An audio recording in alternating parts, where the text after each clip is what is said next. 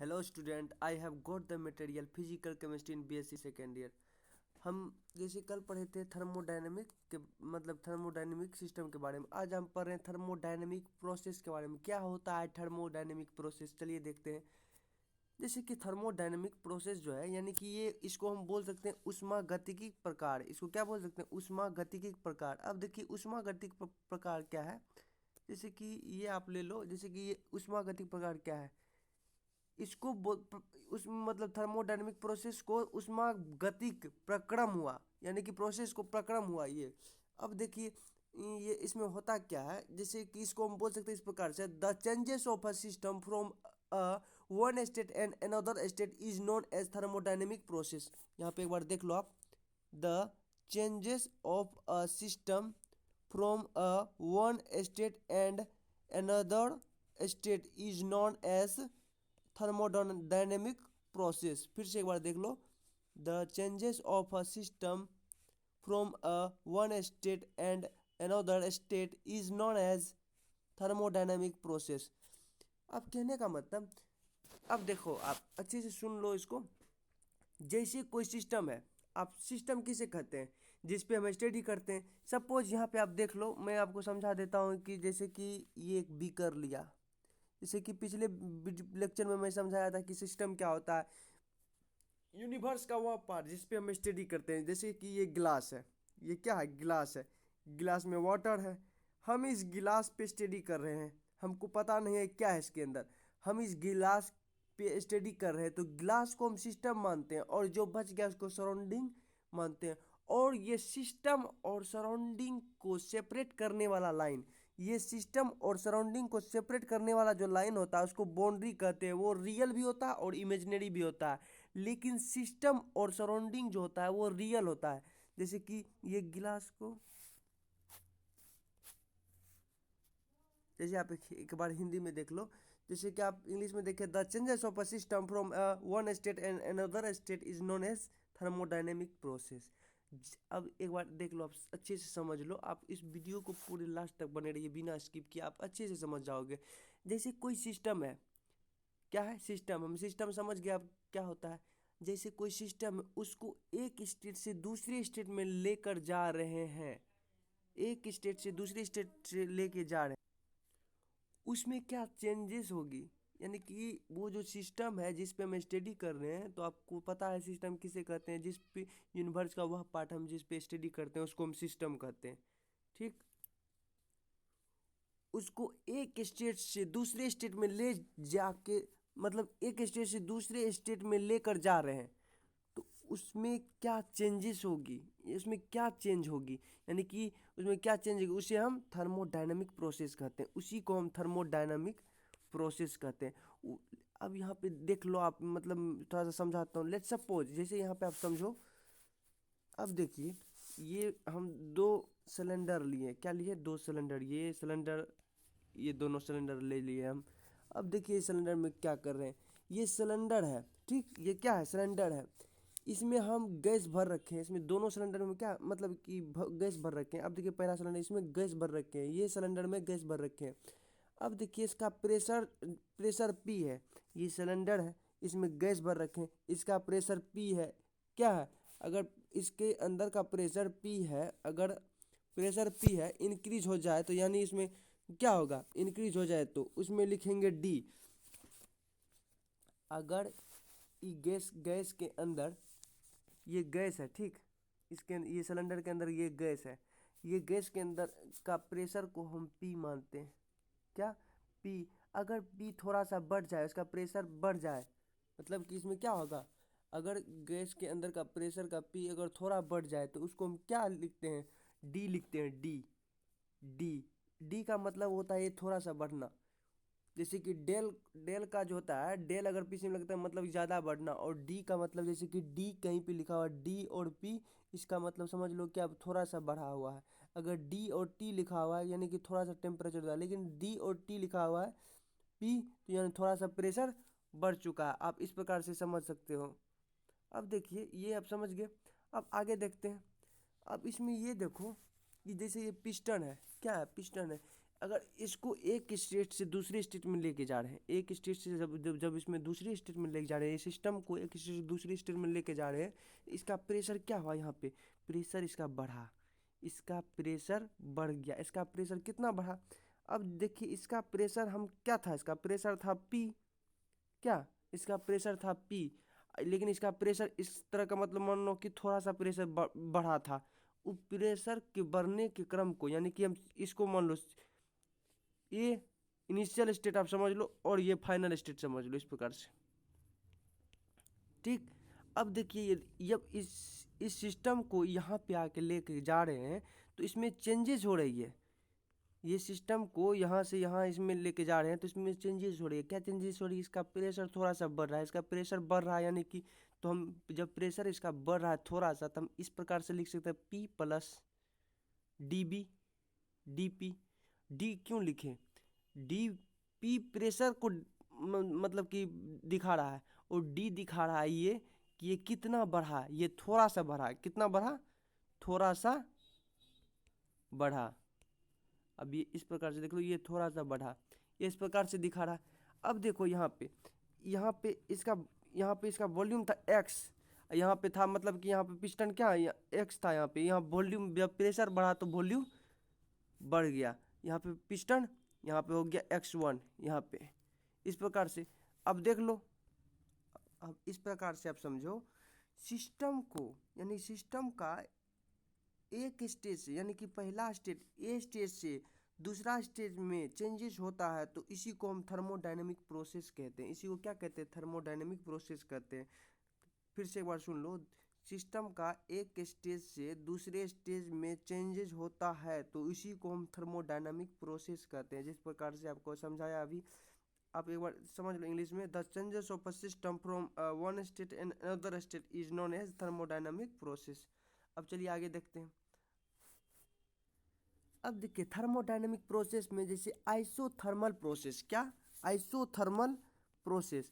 अब देखिए isothermal process क्या होता है, आइसोथर्मल प्रोसेस उसे कहते हैं, यानी कि इस आइसो का मतलब आप समझ लो इस प्रकार से, आइसो का मतलब हो गया सेम, सेम हो गया। इसको हम थर्मल, थर्मल से समझ लो, सम थर्मल का मतलब क्या, मतलब मतलब कि इसमें टेम्परेचर का बात हो रहा है, थर्मल प्रोसेस, इस प्रकार से आप याद रख लो। आइसोथर्मल प्रोसेस, टेम्परेचर आप इस प्रकार से, आइसो का मतलब सेम, यानी कि, और थर्मल का मतलब आप इस तरह का टी से आप टेम्परेचर देख लो, और टेम्परेचर इसमें कांस्टेंट रहेगा, इसमें टेम्परेचर कितना क्या रहेगा, कांस्टेंट रहेगा, वही अभी निकालेंगे इसमें। अब देख लो आइसोथर्मल प्रोसेस, इसको आइसो का मतलब सेम, इसको हिंदी में इस प्रकार से आप बोल सकते हो समतापीय प्रक्रम। प्रोसेस को प्रक्रम बोलते हैं, थर्मल को मतलब कि तापीय, यानी टेम्परेचर, इस प्रकार से थर्मल को टेम्परेचर आप बोलो। इसमें इसी का बात हो रहा है, यानी कि सेम टेम्परेचर, यानी टेम्परेचर इसका कांस्टेंट रहेगा। चलिए आज देखते हैं आगे। अब देख लो यहाँ पे मतलब कि सिस्टम, मतलब इनिशियल स्टेट ए, यहाँ पे ए स्टेट से यहाँ पे स्टार्ट होता है इनिशियल स्टेट, ये फाइनल स्टेट हो गया बी आपका। इस प्रकार से ये इनिशियल स्टेट है, फाइनल स्टेट ये इस प्रकार से हो गया। अब देखो यहाँ पे टेम्परेचर T1 है, यहाँ पे टेम्परेचर T2 है। अब T1 और T2 टेम्परेचर है, यानी कि यहाँ पे टेम्परेचर क्या हुआ, बढ़ गया, टेम्परेचर बढ़ा।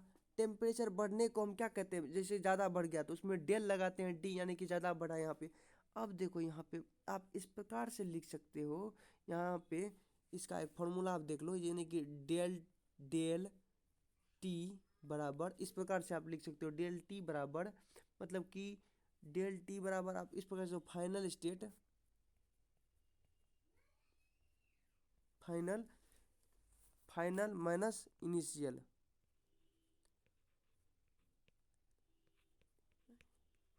फाइनल माइनस इनिशियल, ये हो गया। अब इसी का रूल अप्लाई करेंगे। अब देखिए यहाँ पे डेल टी है, अब डेल टी है, अब डेल टी है, अब इसमें क्या करेंगे, फाइनल क्या है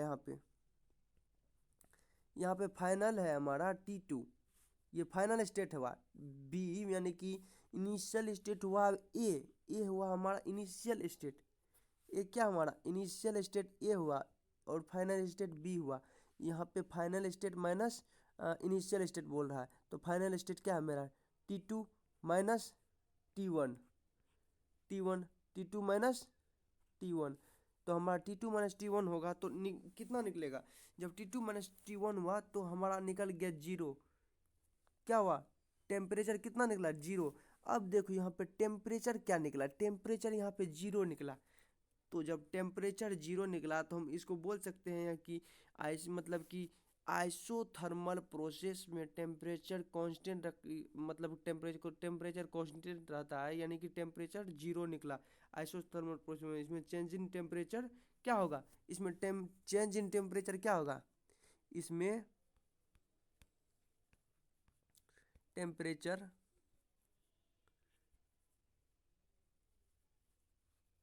जीरो होगा। इसमें टेम्परेचर जीरो होगा। आप इस प्रकार से याद रख लो। आप इस तरह से आप नोट डाउन कर लो कॉपी पेन लेके। आप समझ गए? चलिए अब आगे देखते हैं। एक बार फिर से आप देख लो यहाँ पे, मतलब कि इनिशियल स्टेट, फाइनल स्टेट। अब हम फॉर्मूला जानते हैं, डेल टी बराबर final state minus initial state. अब देखिए डेल टी बराबर T2 माइनस T1 यानी जीरो निकला, यानी कि टी टेम्परेचर कितना है हमारा? जीरो है। इससे हमें ये पता चला, यानी कि इन मतलब कि आइसोथर्मल प्रोसेस में चेंज इन टेम्परेचर जीरो होगा। आइसोथर्मल प्रोसेस में चेंज इन टेम्परेचर क्या होगा? जीरो होगा। ये हो गया change in temperature zero. Change in temperature बराबर जीरो। क्या? जीरो। इस प्रकार से आप समझ लो।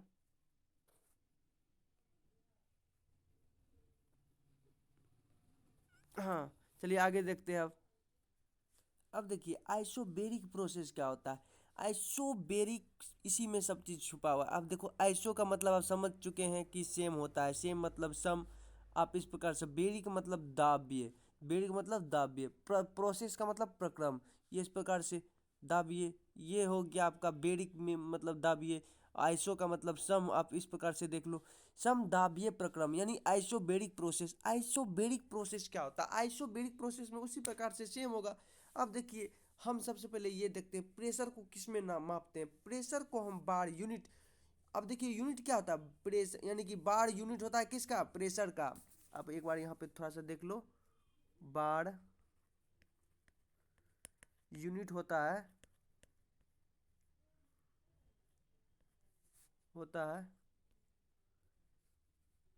प्रेशर का। प्रेशर का आप इस प्रकार से देख लो, बार यूनिट होता है किसका? प्रेशर का।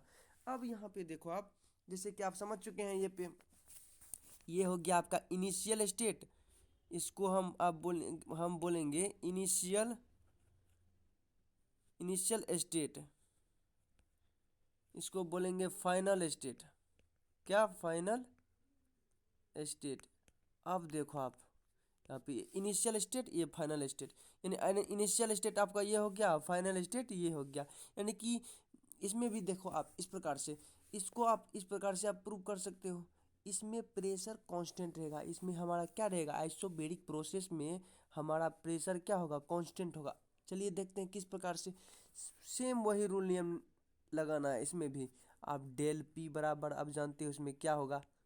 डेल पी बराबर P2 माइनस P1। जब P2 माइनस P1 करेंगे तो हमारा निकलेगा यहाँ पे जीरो। क्या निकलेगा? जीरो। तो हम इस प्रकार से लिख सकते हैं, डेल पी बराबर हमारा क्या निकला? जीरो निकला।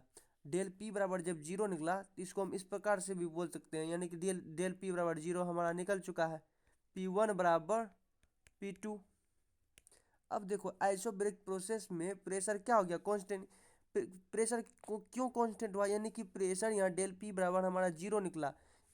आप इस प्रकार से देख लो, यहाँ पे प्रेशर हमारा जीरो निकला तो इसमें प्रेशर क्या हो गया? कांस्टेंट हो गया, प्रेशर उतना ही रह गया। तो ये हमारा निकल चुका है। आप इसको नोट कर लो आप अच्छे से। चलिए आप आगे देखते हैं। अब इसमें आगे देखते हैं, आगे हम देखते हैं आइसोकोरिक प्रोसेस। अब यहाँ पे आप देख लो, जैसे ये हो गया आपका आइसोकोरिक प्रोसेस, ये हो गया आपका आइसोकोरिक प्रोसेस। आइसोकोरिक का मतलब आप ये याद रख लो, कोरिक मतलब आप समझ लो क्या, इसमें वॉल्यूम के बारे में बताया है। इसमें वॉल्यूम, इसको वॉल्यूम, इसमें वॉल्यूम इसका क्या होगा? वॉल्यूम इसका कांस्टेंट होगा। इसका वॉल्यूम कितना होगा? कांस्टेंट होगा।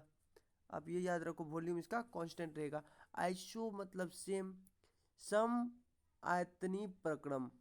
अब देखिए आप इस प्रकार से याद रखो, जिस जिस प्रकार से हम इसमें देखे थे आइसोबेरिक प्रोसेस में हम देखे थे समतापीय प्रक्रम देखे थे, उसके बाद देखे थे आइसोथर्मल प्रोसेस में समतापीय प्रक्रम देखे थे, उसी प्रकार इसमें देख लो आप सम आयतनी प्रक्रम, आप इस प्रकार से इसको देख लो सम आयतनी प्रक्रम।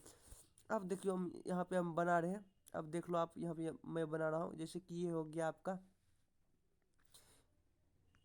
ए B, system A and B, ये हो गया आपका इनिशियल स्टेट, ये हो गया आपका फाइनल स्टेट। अब देखिए हम किसके बारे में बात कर रहे हैं, वॉल्यूम के बारे में, तो V1 आप लिख दो यहाँ पे और यहाँ पे V2 लिख दो, V1 V2 सेम वही रूल यहाँ पे अपनाना है। इनिशियल स्टेट हम जानते थे क्या, हम इस प्रकार से हम लिखे थे इनिशियल स्टेट मतलब कि डेल V बराबर, हम इस प्रकार से लिखते हैं final state minus initial state, तो उसी फॉर्मूला के आधार पे यहाँ हमें लगा देना है डेल V बराबर V2 माइनस V1। ये हो गया आपका, जब ये हो गया तो यहाँ V कितना आया, 0 आया, V हमारा क्या आया 0, तो हम इसमें वॉल्यूम क्या हो गया 0, यानी कि वॉल्यूम ना बढ़ा ना घटा, तो वॉल्यूम क्या रहा कांस्टेंट रहा, वॉल्यूम मतलब वॉल्यूम क्या आ गया 0। आइसोकोरिक प्रोसेस में वॉल्यूम हमारा आ गया मतलब 0, यानी वॉल्यूम इसमें कांस्टेंट रहा। इस प्रकार से आप देख लो, सेम आप इस प्रकार से आप इसको नोट डाउन कर लो, यानी कि ये आपका हो गया इनिशियल स्टेट, ये हो गया आपका इनिशियल स्टेट, ये हो गया आपका फाइनल स्टेट, ये हो गया। अब देखो डेल बी बराबर इस प्रकार से हम लिख दिए हैं, आप इस प्रकार से आप समझ लो, आप इसको कॉपी में अच्छे से नोट डाउन करो, हम छोटा छोटा वीडियोस ले लेकर आ रहे हैं ताकि आप बोर ना हो और अच्छे से समझ जाओ।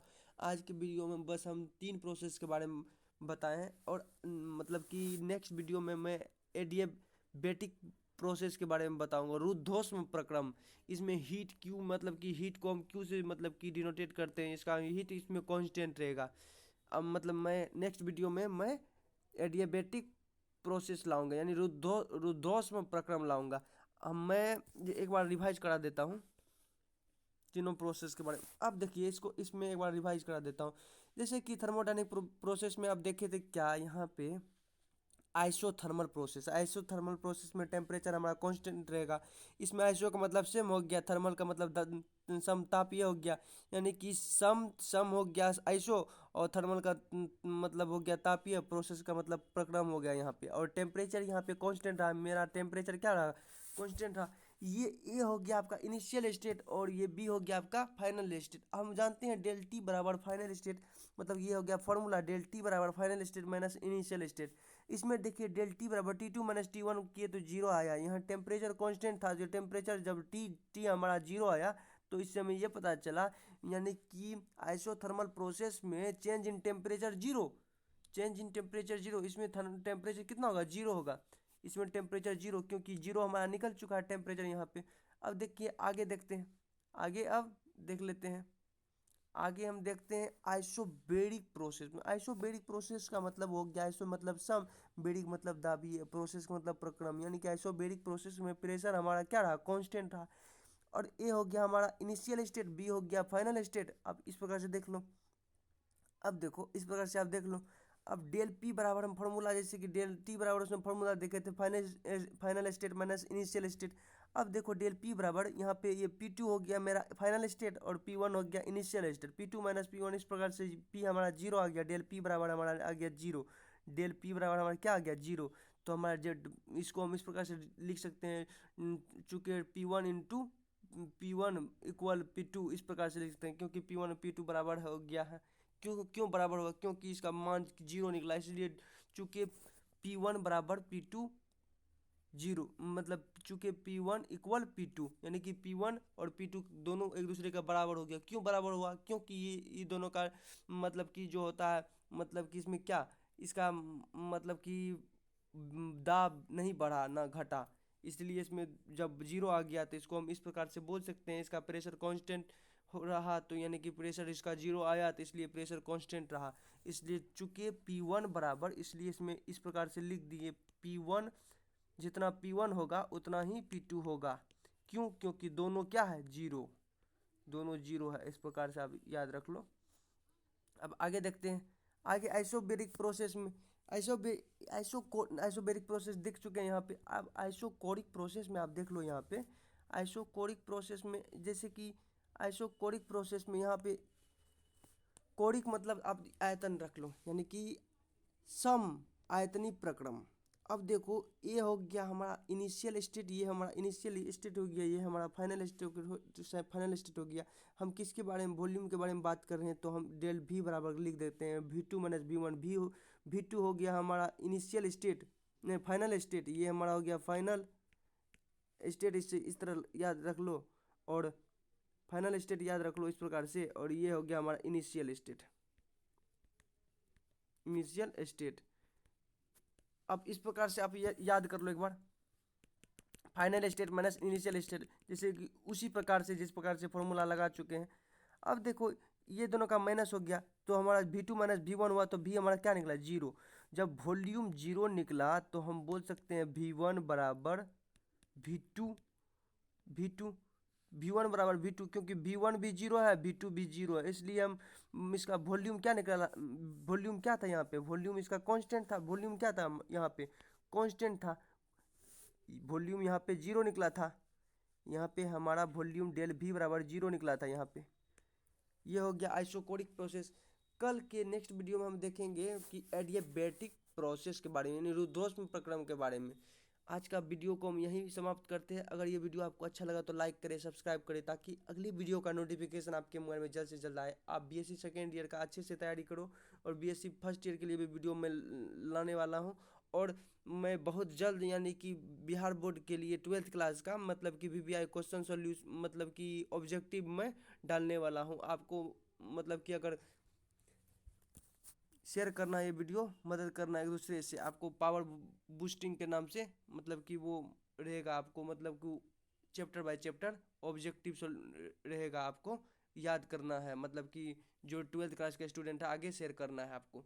चलिए, अगर ये वीडियो आपको अच्छा लगा तो लाइक करें, सब्सक्राइब करें, शेयर करें। अगर आपको कोई परेशानी हो समझने में तो आप कमेंट करें।